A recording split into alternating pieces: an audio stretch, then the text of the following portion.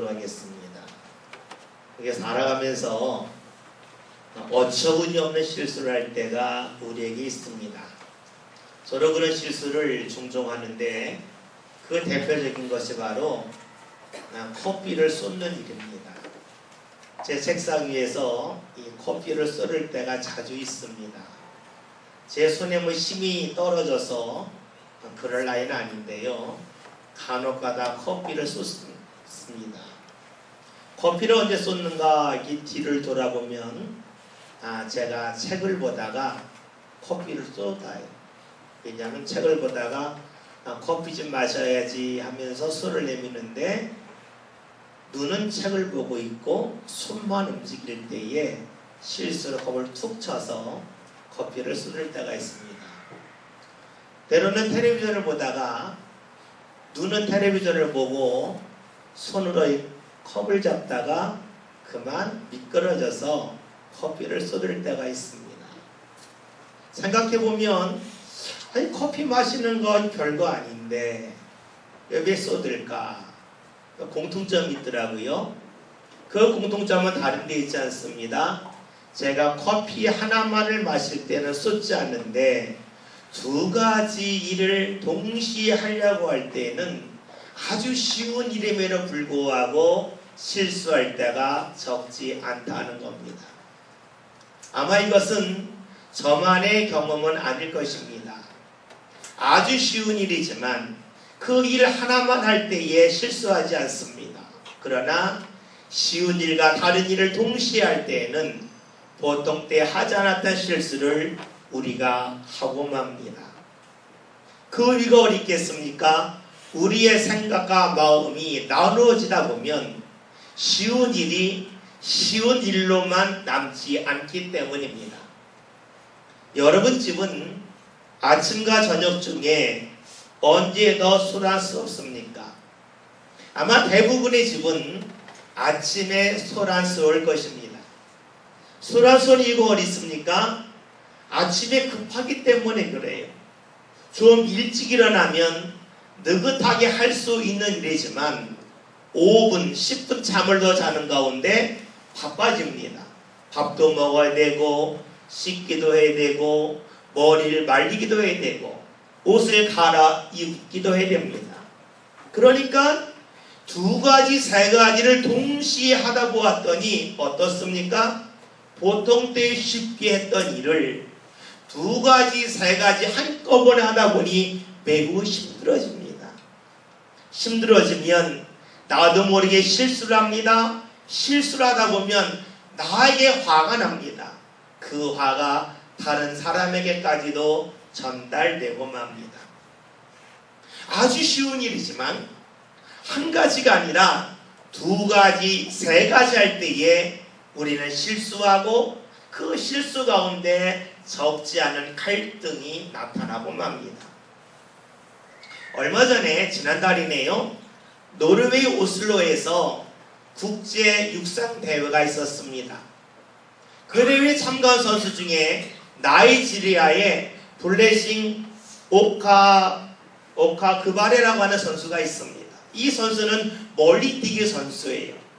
이 선수는 2008년도 베이징 올림픽에서 멀리뛰기에서 동메달을 땄습니다. 그리고 3년 전 모스크바 세계 육상대회에서는 2위에 오른 아주 유능한 선수입니다. 이 선수가 이번 대회에서는 7위를 하고 말았습니다. 자신의 실력보다 한참 떨어지는 성적이 나왔습니다. 최고로 멀리 뛰었을 때 10m를 뛰었는데 이번 대회에서는 6m 48cm밖에 뛰지 못했습니다. 그 이유가 어디 있었을까요?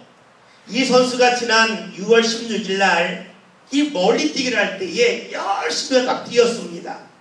6m 40을 뛰었어요. 그런데 갑자기 원치 않는 일이 일어났습니다. 이 선수가 여자 선수인데 가발을 썼어요. 가발이 뚝 떨어졌어요. 그런데 이 멀리뛰기에서는 이 장신구가 신체 일부가 됩니다. 이 가발이 뚝 떨어진 자리가 7m 21cm였어요. 그 가발 때문에 성적이 안 나왔죠. 2차 시기 때에 저는 가발을 벗고 뛸 줄 알았어요. 가발을 또 쓰고 뛴 거예요. 멋을 부리려고. 여러분 생각해 보십시오. 이 선수가 2차 시기할 때에 전력 질주하며 뛰었겠지만 머릿속에 무엇이 있었겠습니까? 가발 떨어지면 안 되는데, 가발 떨어지면 내가 뛴 만큼 기록이 나오지 않는데 그 마음 있지 않았겠습니까? 가발을 벗고 뛰었다면 오직 멀리 뛰기에만 집중할 수 있었겠지만, 가발을 쓰면서 달려갔기에 가발 떨어지면 안 된다는 것과 또 멀리 뛰어난 두 가지를 동시에 하는 가운데 이 선수는 자신의 기록보다 한참 떨어지는 결과를 얻고 말았습니다. 다른 선수들은 오직 멀리 뛰는 데만 집중하였지만 이 선수는 두 가지 일을 한꺼번에 하는 가운데 결국 두 가지를 다 놓치고 말았습니다. 기록도 나오지 못하였고 못을 부리려고 하는 것도 제대로 부릴 수가 없었습니다. 여러분, 우린 살아가면서 나도 모르게 두 가지 일을 한꺼번에 하려고 합니다. 물론 두 가지를 할 수는 있습니다. 그러나 두 가지를 한다고 해서 이 두 가지가 100% 다 나오는 것은 아닙니다. 우리가 한 가지에 집중할 때 비로소 100%의 실력을 발휘할 수가 있습니다. 특별히 운동선수들은 자신들이 경기를 앞두고는 철저하게 내가 해야 할 운동 경기에 집중합니다. 그렇지 아니하면 자신의 생각이 분산되고 마음이 분산되는 가운데 자신의 실력을 최단으로 발휘할 수 없기 때문입니다. 우리는 운동 경기를 보면서 많은 것을 생각합니다. 재미있게 보기도 하지만 운동 경기를 보면서 이것이 인생의 축소판이 아닌가 하는 생각을 할 때가 많습니다. 결과가 나오는 것을 보면서 왜 이 선수는 좋은 성적 냈는지, 왜 저 선수는 좋은 성적을 내지 못했는지 잘 볼 수가 있습니다. 사람이 자신을 잘 보지 못하여도 다른 사람은 잘 보지 않습니까? 우리 운동 경기를 통해서 그런 것을 봅니다. 마찬가지입니다. 신앙의 사람들은 운동 경기를 보면서 신앙의 일을 보기도 합니다. 오늘 말씀을 봤더니 사도 바울이 그 운동 경기를 보면서 그 운동 경기를 통해서 신앙의 일을 보고 있습니다. 그가 본 운동 경기는 어떤 경기였습니까? 오늘 말씀을 잠깐 보겠습니다. 24절 함께 읽겠습니다. 운동장에서 다름질하는 자들도 다 달릴지라도 오직 상을 받는 사람은 한 사람인 줄을 너희가 알지 못하느냐? 너희도 상을 받도록 이와 같이 다름질하라. 아멘. 말씀을 봤더니 바울이 달리기 하는 사람들을 봅니다. 그 당시 달리기는 단거리가 아니고 장거리입니다. 장거리 달리기 하는 사람들을 보면서 이 사람들이 모두 다 달리는데 그 중에 상을 받는 사람은 한 사람밖에 없다는 이야기를 합니다. 근데 우리가 생각할 것이 있습니다. 단거리 경기는 타고난 어떤 신체적인 재능이 있어야 됩니다. 그래야지만 단거리를 보다 빨리 달릴 수가 있습니다. 반면에 장거리는 그렇지가 않죠. 타고나는 것도 중요하겠지만 철저하게 연습과 훈련이 된 사람들이 장거리 경기에서 좋은 결과를 얻을 수가 있습니다. 바울이 보았습니다. 1등한 사람과 또 성적이 잘 나오지 않은 사람 사이가 무엇일까? 그가 그 사람들 자세히 보았더니 발견한 것이 있었습니다. 그것이 무엇일까요? 25절에 있는 말씀을 함께 읽겠습니다. 읽습니다. 이기기를 다투는 자마다 모든 일에 절제하나니 그들은 썩을 승리자의 말을 얻고자 하되 우리는 썩지 않을 것을 얻고자 하노라. 아멘. 말씀을 봤더니 달리기에서 좋은 성적을 얻은 선수의 특징이 있었는데 바로 운동장에 나오기 전에 철저하게 절제생활을 하였다는 것입니다. 여러분, 절제한다고 하는 것은 무엇을 말하겠습니까? 내 삶 가운데서 하나 둘 버리고 붙잡을 것만 붙잡는 것입니다. 설교 앞서서 멀리뛰기 선수에 관한 말씀을 들었습니다. 오카 그바레라고 하는 선수, 이 선수는 멀리뛰기 할 때에 멀리뛰기에만 집중하지 않았습니다. 자신의 머리 스타일, 멋에 관심을 가졌습니다. 그 결과가 무엇이었습니까? 100% 자신의 실력을 최대한 발휘할 수 없었다는 것입니다. 나의 멋을 내고자 하는 것, 그것을 버리지 못하였기 때문에 자신의 실력을 100% 발휘할 수가 없었습니다. 운동장에 나오는 선수의 특징이 있습니다. 나의 실력을 최대한 발휘하기 위하여 많은 것을 준비하더라 하는 것입니다. 때로는 먹는 것을 조절합니다. 내가 좋아하는 음식이 있다 할지라도 그것이 경기에 도움이 되지 않는다면 먹는 것을 멀리합니다. 때로는 잠을 자는 시간까지도 철저하게 조절을 합니다.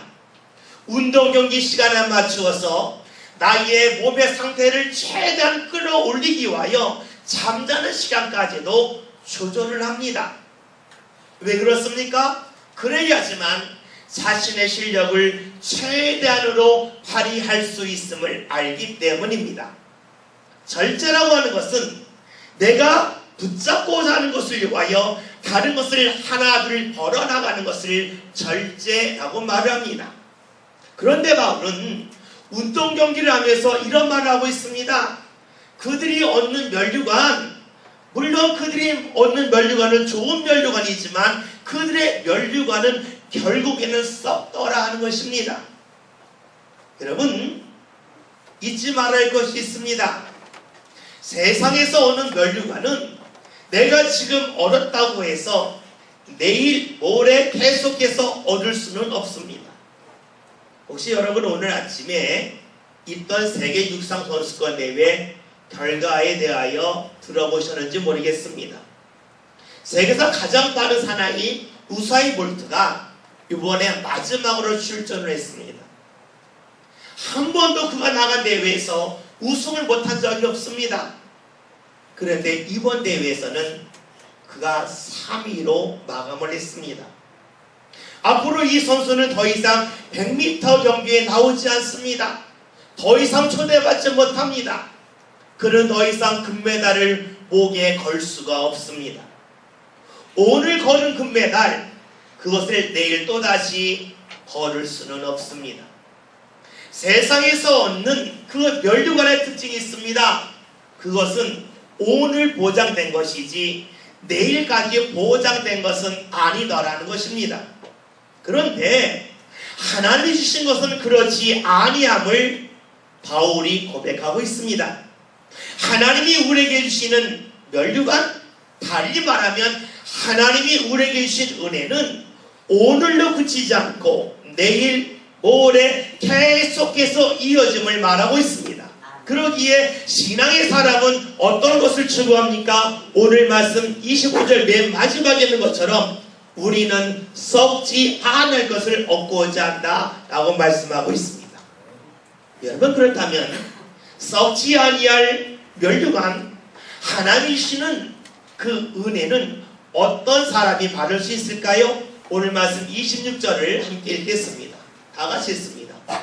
그러므로 나는 다름질하기를 향방 없는 것 같이 아니하고 싸우기를 허공을 치는 것 같이 아니하며. 아멘. 오늘 말씀을 봤더니 바울이 고백했습니다. 나는 신앙에 다름질할 때에 26절 말씀처럼 향방 없는 것 같이 아니한다. 향방이 무엇일까요? 이거 방향의 거꾸로 아닌가 라고 생각할 수가 있는데요, 영어 성경을 찾아봤더니 목적 없이 뛰지 아니한다 그랬습니다. 바울은 신앙에 다름질할 때에 목적을 분명히 했다는 것입니다. 이것은 무엇을 말합니까? 내가 하나님의 은혜를 받고자 한다 그러면 그 은혜는 하나님이 주신 것이기에 하나님에게 삶의 초점을 맞추었다는 것을 말합니다. 사무엘하 6장을 보면 이런 말씀이 나옵니다. 바울이 오벳 에돔의 집에 있던 하나님의 말씀이 든 상자를 예루살렘으로 옮겨옵니다. 예루살렘으로 옮겨온 이유는 이 하나님의 말씀의 배가 있는 집에 하나님의 복이 임하였음을 다윗이 보았기 때문이죠. 그래서 하나님의 말씀의 배가 들어올 때에 다윗이 너무나 좋아서 왕임에도 불구하고 백성들이 많이 모여있는 자리에서 춤을 덩실덩실 추었습니다.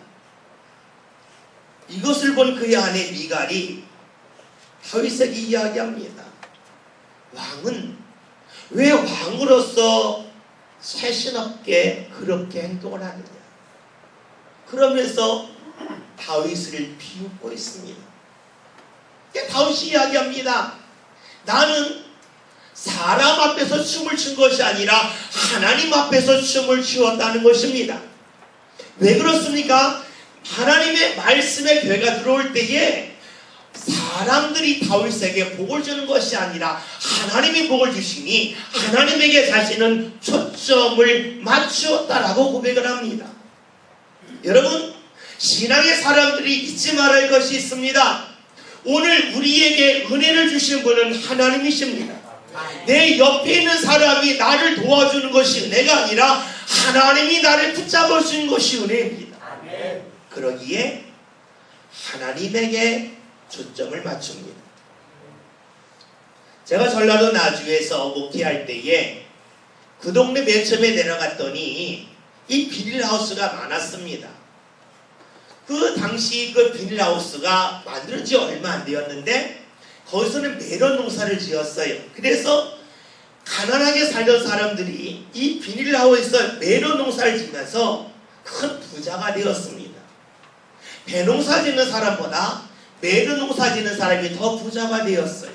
왜냐하면 배는 1년에 한 번만 소출하지만 메론은 1년에 3번까지 소출할 수 있기 때문입니다. 그런데 제가 오늘 보았더니 그 비닐하우스를 걷어내고 농사를 안 짓는 거예요. 한 번 농사 지면 2천만 원 정도 수익을 벌는데 물어봤습니다. 아니 왜 농사 안 짓습니까? 농사 지면 돈을 버는데 그때 이런 이야기 하는 겁니다. 메론이 맺히기 위해서는 땅의 지력을 엄청나게 많이 흡수한다는 겁니다. 그래서 농사 지을 때에 3번 농사 지을 수 있지만 3번 다 농사 지으면 안 된다는 거예요. 2번 짓고 1번은 포기된답니다. 그리고 그 땅의 지력을 회복하기 위하여 거기에다가 닭똥, 돼지는 돼지똥 같은 것을 갖다 뿌려서 거름을 주고 땅을 막 뒤엎습니다. 그들은 알고 있습니다. 우리가 메론을 얻을 때 이 메론은 땅의 힘을 통하여 올라오고 있음을 압니다. 그러기에 땅에 계속해서 관심을 갖습니다. 거기에 계속 거름을 줍니다. 그래야 또다시 농사를 지을 수 있음을 알기 때문입니다. 여러분, 하나님의 은혜는 하나님을 통하여 임합니다. 하나님에게 관심을 갖는 사람이 하나님의 은혜를 계속해서 받을 수가 있습니다. 바울은 고백하고 있어요. 나는 신앙에 다름질할 때에 하나님에게 목표를 두었다. 하나님을 바라고 달려간다. 그렇지 아니하다면 하나님의 은혜가 더 이상 임하지 아니함을 알고 있기 때문입니다. 그러면서 그가 이렇게 고백을 하지요. 27절 말씀 함께 읽겠습니다. 내가 내 몸을 쳐 복종하게 함은 내가 남에게 전파한 후에 자신이 도리어 버림을 당할까 두려워하이로다. 아멘. 여러분, 바울의 고백이 뭡니까? 자신이 하나님의 일을 감당했습니다. 자신을 통하여 믿지 않은 사람들이 믿게 되었습니다. 하나님의 은혜가 자신을 통하여 사방으로 뻗어나갔습니다. 그렇지만 자신이 하나님에게 더 이상 초점을 맞추지 아니한다면 자신이 버림을 당할 수 있음을 알았습니다. 버림을 당한다고 하는 것은 하나님이 그를 내쳤다 하는 것이 아닙니다. 하나님의 은혜가 중단될 수 있음을 알았다는 것입니다. 여러분, 하나님의 은혜는 계속해서 임합니다. 오늘 내가 은혜 받았다고 해서 그 은혜가 끝나는 것이 아닙니다. 하나님의 은혜는 오늘도 임하고 내일도 임하고 내가 하나님 나라 가는 그 순간까지 영원토록 나를 향한 은혜가 있습니다. 중요한 것은 무엇입니까? 그 은혜가 내 삶 가운데 이어지기를 사모하는 데 있습니다. 내가 아무리 큰 은혜를 받았다 할지라도 그 은혜가 오늘 중단되어진다면 어떻게 될까요? 내일부터는 내게 임할 하나님의 은혜가 없다면 나는 더 이상 주의 도움으로 살 수 없습니다. 내 능력으로만 살아야 됩니다. 좀 앞서서 우사인 볼트에 대한 말씀을 드렸습니다. 우사인 볼트의 금메달은 이제 더 이상 없습니다. 그가 딴 금메달은 더 이상 확대되지 않습니다. 여태까지 딴 금메달로 끝입니다. 세상에서 얻는 것이 그렇습니다. 어느 순간에 멈춥니다. 어느 순간에 중단됩니다. 그러나 기억해야 될 것은 하나님의 은혜는 결코 중단되지 아니한다는 데 있습니다. 사람이 주는 것은 그 사람이 실력이 있어야 줍니다. 능력이 있어야 줍니다. 그러나 하나님의 은혜는 실력이 있어서 주는 것이 아니라 하나님에게 초점을 맞춘다면 그 사람이 젊든 나이가 많든 건강하든 병들었든 계속해서 하나님의 은혜가 주어집니다. 여러분, 세상의 것은 언젠가는 끝이 납니다. 제가 어제 그제 기사를 보면서 정말로 세상이 많이 바뀌었음을 알게 되었습니다. 수년 전까지만 하더라도 많은 사람들이 교육대학에 들어가면 평생이 보장된다 그랬습니다. 학교 선생님이 되는 것이 세계로 좋다 그랬습니다. 정년 보장되고 거의 모든 대학생들이 교사로 나가고 그랬습니다. 근데 어제 기사를 보았더니 이제 교대를 졸업했는데도 불구하고 취업이 안 된 학생들이 그렇게 많답니다. 앞으로 졸업할 학생들은 더 심할 겁니다. 여러분, 세상의 것이 이렇지 않습니까? 이 일을 하면 앞날이 보장된다고 철석같이 믿었는데 어느 순간이 되었더니 더 이상 그 일이 유망한 일이 아닙니다. 그 일을 통하여 얻을 수 있는 길이 막힙니다. 그러나 하나님이 주는 은혜 길은 절대로 막힘이 없습니다. 누구에게입니까? 하나님에게 초점을 맞춘 사람에게는 하나님의 은혜는 아직도 끝나지 않았습니다. 세상 일은 언젠가는 끝납니다. 더 이상 유망하지 않습니다. 더 이상 보장의 점이 없습니다. 그러나 하나님의 은혜는 아직 끝나지 않았습니다. 여러분, 혹시 건강이 안 좋으신 분 계십니까? 내가 아픈 자리에 있어도 내게 주실 하나님의 은혜가 있습니다. 때로는 내가 나이가 많이 들어서 나를 부르는 것이 점점 줄어들고 있습니까? 그렇다 할지라도 하나님이 여러분을 부르심은 결코 줄지 않습니다. 하나님의 은혜는 아직 끝나지 않았습니다. 오늘 우리를 향한 하나님의 은혜는 아직도 많이 남아 있습니다. 하나님에게 우리의 삶을 모아봅시다. 하나님 앞에 나올 때에 오직 하나님만을 바라보고 나옵시다. 멀리뛰기 선수 오카그바네처럼 여러 가지를 가지고 멀리뛰기 하면 제대로 뛰지 못합니다. 하나님 앞에 나올 때에 하나님만 바라보아야지. 내 건강, 내 나이, 내 삶의 수준, 내가 입고 있는 옷, 나의 직업, 여러분 이거 생각하면 하나님 앞에 제대로 나오지 못합니다. 하나님 앞에 나올 때에 오직 하나님만을 바라보고 나옵시다. 하나님에게 집중하여 나옵시다. 그리하여 내 삶 가운데 아직 끝나지 않는 하나님의 은혜가 저와 여러분들 삶 가운데 온전히 임할 수 있기를 주의 이름으로 기원드립니다.